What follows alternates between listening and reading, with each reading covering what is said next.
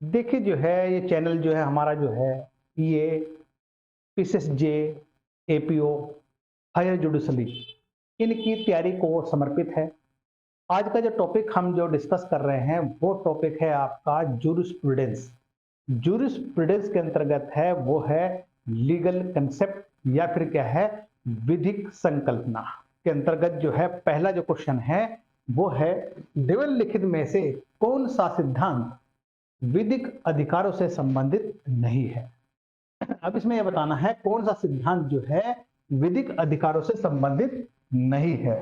तो ये देखना आपको जो है ए सामाजिक मान्यता सिद्धांत, बी संरक्षण सिद्धांत, सी इच्छा सिद्धांत और डी जो है हित सिद्धांत। देखिए इसका आंसर बनेगा हमारा ए यानी कि सामाजिक मान्यता सिद्धांत या कह सकते हैं सोशल रिकॉग्निशन थ्योरी। आंसर बना ए। अब देखिए विधिक अधिकारों से संबंधित जो सिद्धांत हैं वो कौन कौन से हैं। एक हित सिद्धांत, बी दूसरा इच्छित सिद्धांत और तीसरी बात करते हैं विधिक अधिकार राज्यों द्वारा प्रदत्त संरक्षण है। तो देखिए इसका आंसर बना हमारा ए। नेक्स्ट, किसने अधिकारों की अवधारणा को अनैतिक समाज के विरुद्ध के रूप में अस्वीकार किया है। यह नहीं बताना है किसने अधिकारों की अवधारणा को अनैतिक और समाज के विरुद्ध के रूप में अस्वीकार किया है। आंसर बनेगा इसमें लास्की, बी में है एडवर्ड जैक्सन, सी बेकलैंड और डी ड्यूगिट। देखिए आंसर बनेगा इसमें डी ड्यूगिट यानी कि जो है ड्यूगिट ने अधिकारों की अवधारणा को अनैतिक समाज के विरुद्ध के रूप में अस्वीकार किया है। देखिए मतलब जो है ड्यूगिट का मानना है कि विधि प्रत्येक व्यक्ति से आशा करती है कि वह अपने कर्तव्यों का पालन करे और उसे अधिकारों की याचना करने का कोई अधिकार नहीं है। इसलिए वे अधिकारों की धारणा को अनैतिक, अराजकतावादी तथा समाज विरोधी मानते हुए उसे विधि से बहिष्कृत किए जाने पर बल देते हैं।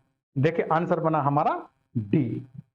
नेक्स्ट, निम्नलिखित में से कौन विधिक अधिकारों का मुख्य सिद्धांत है। इसे बताना है विधिक अधिकारों का मुख्य सिद्धांत कौन सा है।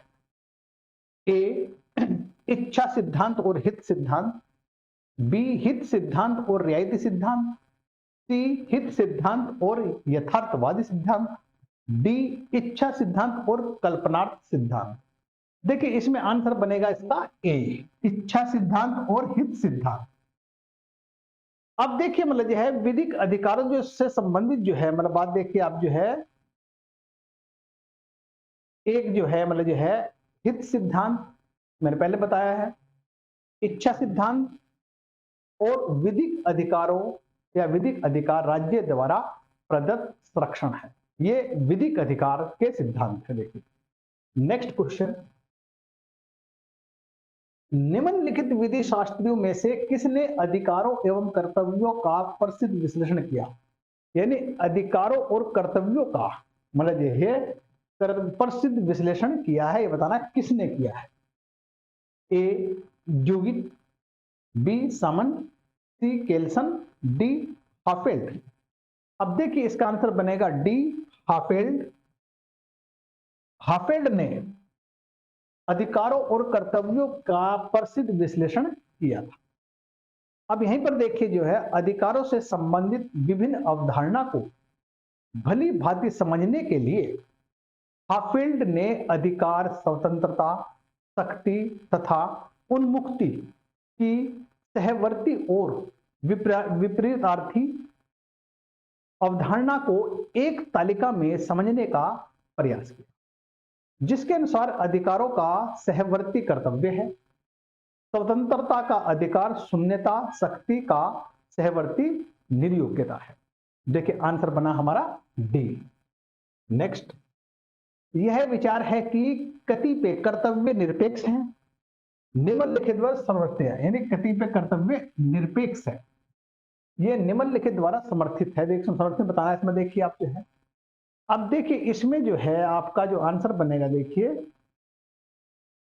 ए सामंत, बी हालैंड, सी ऑस्टिन, डी उपरोक्त में से किसी के द्वारा नहीं है।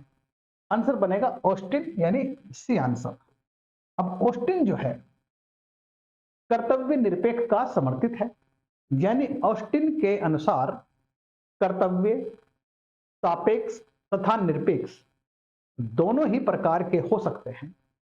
सापेक्ष कर्तव्य से उसका अभिप्राय ऐसे कर्तव्य से होता है, यह ऐसे कर्तव्य से है जिसके साथ कोई सहवर्ती अधिकार अवश्य रहता है, परंतु कुछ कर्तव्य ऐसे होते हैं जिसके साथ किसी, यानी कि जो है जिसके साथ मतलब जो है देखिए किसी प्रकार का सहवर्ती अधिकार नहीं होता है, और इन कर्तव्यों को ऑस्टिन ने निरपेक्ष कर्तव्य माना है, जिसके लिए अपराधकर्ता को दंडित किया जाता है, जबकि सापेक्ष कर्तव्य का भंग होना प्राय एक आपका अपकार माना जाता है, जिसके लिए अपकारिता व्यक्तित्व या व्यक्ति की क्षतिपूर्ति दी जाती है।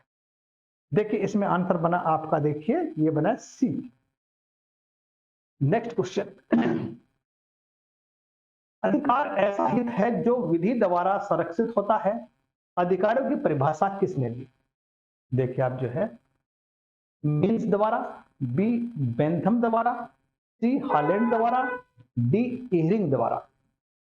अब देखिए मतलब जो है इसका जो आंसर बनेगा वो बनेगा डी इहरिंग द्वारा, यानी इहरिंग द्वारा। देखिए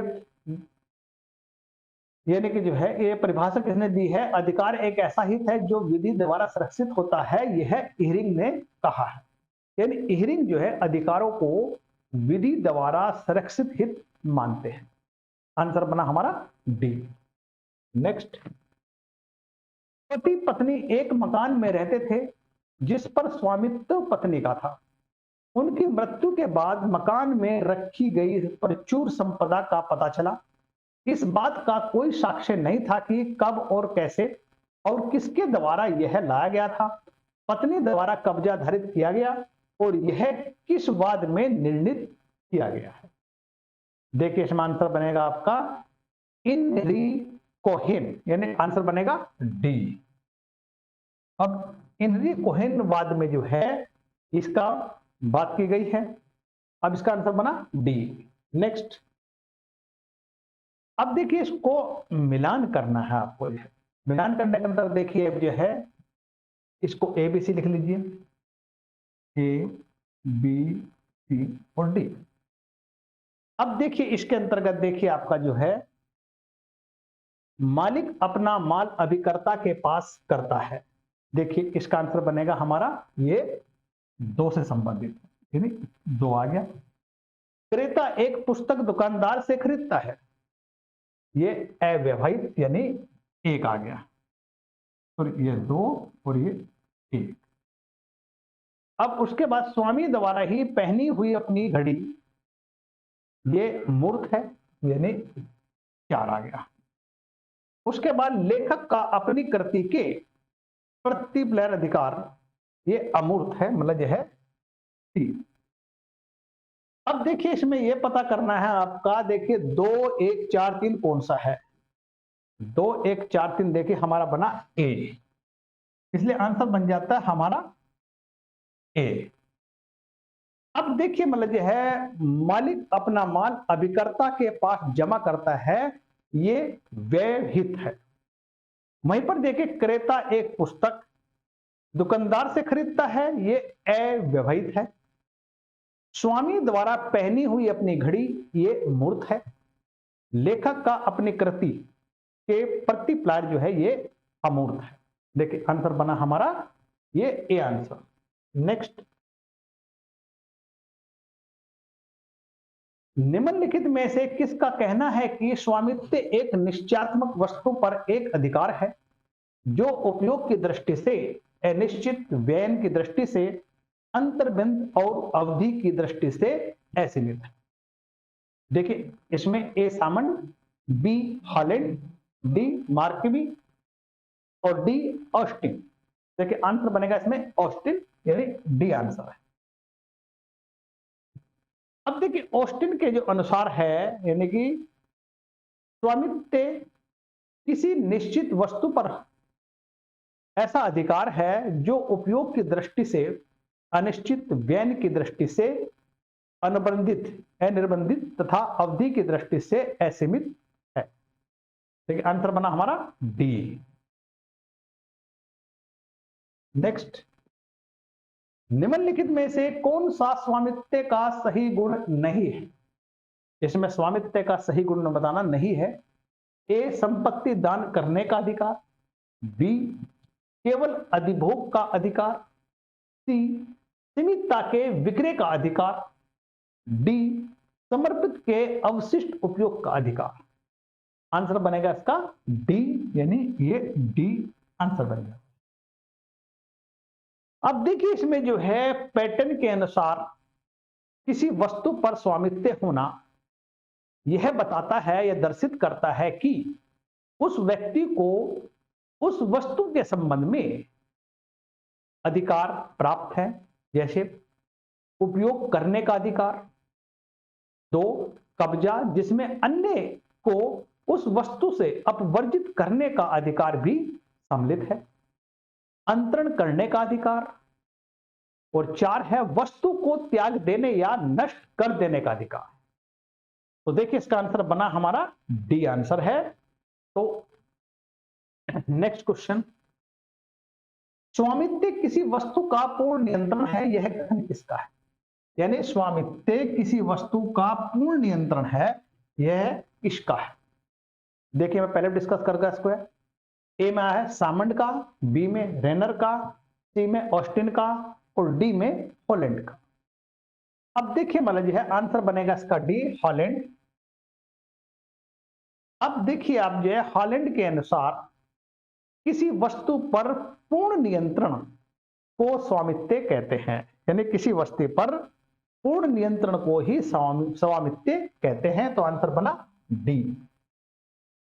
निम्न में से किसने कहा था कि स्वामित्व उपयोग की दृष्टि से असीम, व्यय की दृष्टि से अनिर्बंधित और अवधि की दृष्टि से असीमित अधिकार है? देखिए इसमें आंसर बनेगा आपका जो है A Austin, B Kelsen, C Holland, D Roscoe Pound. Answer बना देखिए इसका, वो बनेगा ए ऑस्टिन। अब देखिए ऑस्टिन के अनुसार स्वामित्व किसी निश्चित वस्तु पर ऐसा अधिकार है जो उपयोग की दृष्टि से अनिश्चित, व्यय की दृष्टि से अनिर्बंधित तथा अवधि की दृष्टि से असीमित होता है या है। आंसर बना ए। नेक्स्ट, स्वामित्व का वर्णन एक अवधारित वस्तु के अधिकार के रूप में जो उपयोग की दृष्टि से अनिश्चित, व्यय की दृष्टि से अनिर्बंधित तथा अवधि की दृष्टि से असीमित है, यह कथन किसका है? देखिए क्वेश्चन में पहले भी डिस्कस कर चुका हूं, अभी इससे पहले जो है देखिए इसमें आंसर बनेगा आपका ऑस्टिन, यानी सी आंसर है इसका। यानी सिंपल सी बात देखिएगा आप जो है ऑस्टिन के अनुसार स्वामित्व एक निश्चित वस्तु का ऐसा अधिकार है जो उपयोग की दृष्टि से अनिश्चित, व्यय की दृष्टि से अनिर्बंधित और अवधि की दृष्टि से असीमित है। तो आंसर बना इसका हमारा सी, यानी ऑस्टिन। नेक्स्ट क्वेश्चन, किसने कहा है कि स्वामित्व एक व्यक्ति और एक चीज को स्वामित्व के विषय वस्तु है के बीच के संबंध को प्रकट करता है? A John Austin, B John Salmond, C Holland, D Roscoe Pound. देखिए इसका आंसर बनेगा हमारा जॉन सामंड, यानी बी आंसर। अब देखिए ऑस्टिन द्वारा प्रस्तुत स्वामित्व की परिभाषा को परिमार्जित करते हुए सामंड ने कथन किया है, या सामंड ने कहा है कि किसी वस्तु का स्वामित्व व्यक्ति और उस वस्तु के परस्पर संबंध का प्रतीक होता है या प्रतीक है। आंसर बना हमारा बी। नेक्स्ट, निम्नलिखित सिद्धांतों में से कौन सा एक निगमित व्यक्तित्व के सिद्धांत से संबंधित नहीं है? यानी निगमित व्यक्तित्व के सिद्धांत से संबंधित नहीं है। ए, परिकल्पना का सिद्धांत, बी, यथार्थवादी सिद्धांत, और सी, रियायत का सिद्धांत, और डी, हित सिद्धांत। देखिए आंसर बनेगा इसमें हमारा डी आंसर बन जाता है, हित का सिद्धांत, यानी ये बन गया हमारा डी। अब देखिए इसके अंतर्गत जो है निगमित व्यक्ति संबंधी सिद्धांत जो है वो परिकल्पना का सिद्धांत, या कह सकते हैं फिक्शन थ्योरी, यथार्थवादी का सिद्धांत, रियलिस्ट थ्योरी, कोष्टक का सिद्धांत, ब्रैकेट थ्योरी, और रियायत का सिद्धांत, कंसेशन थ्योरी, प्रयोजन का सिद्धांत, प्रपोज थ्योरी। देखिए ये व्यक्ति निगमित व्यक्ति संबंधी सिद्धांत है। देखिए आंसर बना इसका डी। देखिए इसमें इतना ही कुछ है, बाकी फिर